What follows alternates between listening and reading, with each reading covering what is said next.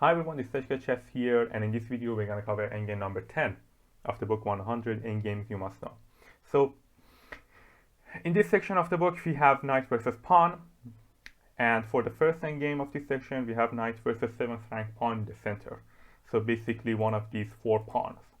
So in this specific position the only winning move here is knight d1 and king c2 kicking the knight and knight f2.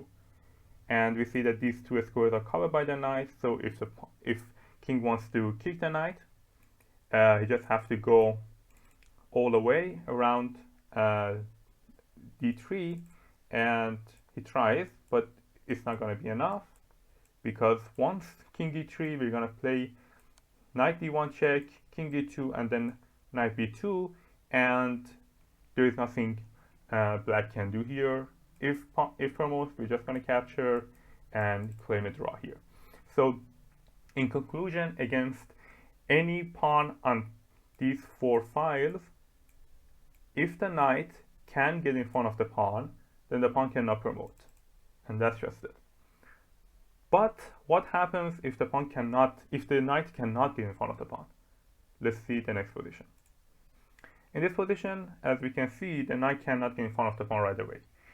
So we have to control the pawn laterally. In order to laterally control the pawn, there are two secrets to do that.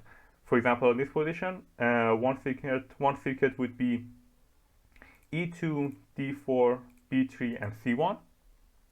And the other one would be, like the previous position, e2, c1, a2, and c3.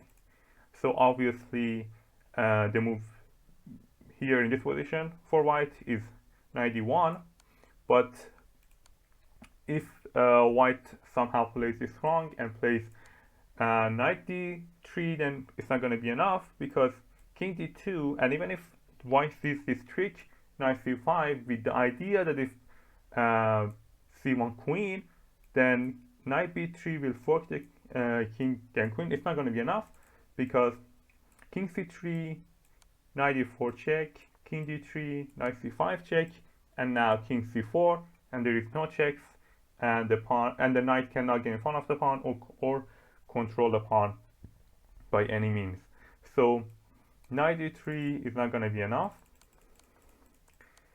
and the move here is knight e2, king d2. Obviously here black king has four options: king b2 and king b1. We're just gonna play king g2 and king f2 and get our king closer, and there is nothing black can do. But king d1 and king d2. If king d2, we're just gonna play knight d4, again with the idea that if promotes, we're just gonna fork, and that's just it. And if king d1, we're just going to play knight c3, get into the other secret. So king d2 and knight a2, and that's just it. There is nothing black can do. So in conclusion, against the 7th rank pawn on any of four central files, if knight can stand in front of the pawn, it is a draw. If not, the knight must at least laterally control the promotion square to draw, as we saw in this position.